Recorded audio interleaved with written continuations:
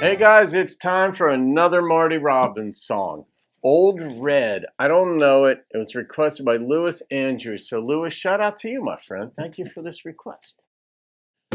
When I think of Old Red, of course, most of us would think of Blake Shelton's song. It's, Old Red. It just, same title basically, but I'm guessing it's a different song. But I'm not sure. Maybe Blake just did Marty's song. Let's see. Here we go. Old Red was one of the orneriest yet I'd seen at the big rodeo. Well, it's a person. He'd bite you and kick you and stomp out your life. Old Red had never been rode. Meaner than sin, wild as the wind that blew on the Montana plains. Old Red was one of the last of his breed and wasn't about to be tamed. Yeah. From Idaho, a young cowboy came to ride in the big rodeo. The young cowboy's name was Billy McLean, and Billy had never been throwed. The greatest desire filled young Billy's heart to ride this old outlaw called Red.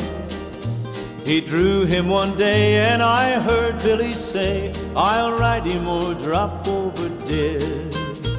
That's how it works? You draw the one you're going to be at? Yeah, I guess it would work that way. How does that work, though? Some of you guys out there have been bronc riders or bull riders, but you know how that works. Where do you go to draw this? Does that happen like the day before or the week before you enter?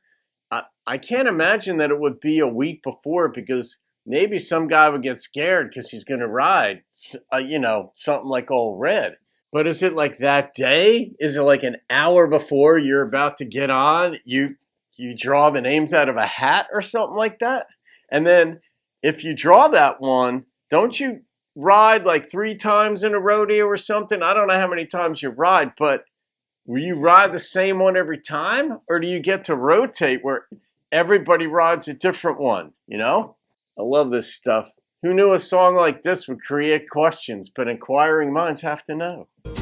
Old Red was wicked down there in the chute. He was kicking and stomping about. Billy climbed into the saddle with ease, then yelled, turn him loose, let us out. Old Red came out with his head on the ground.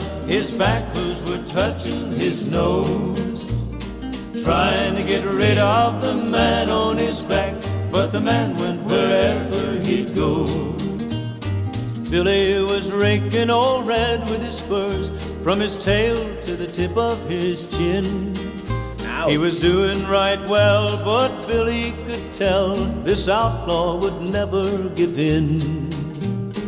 Old Red was running straight for the fence, suddenly stopping and then he reared on his hind legs, then fell on his back, taking poor Billy with him.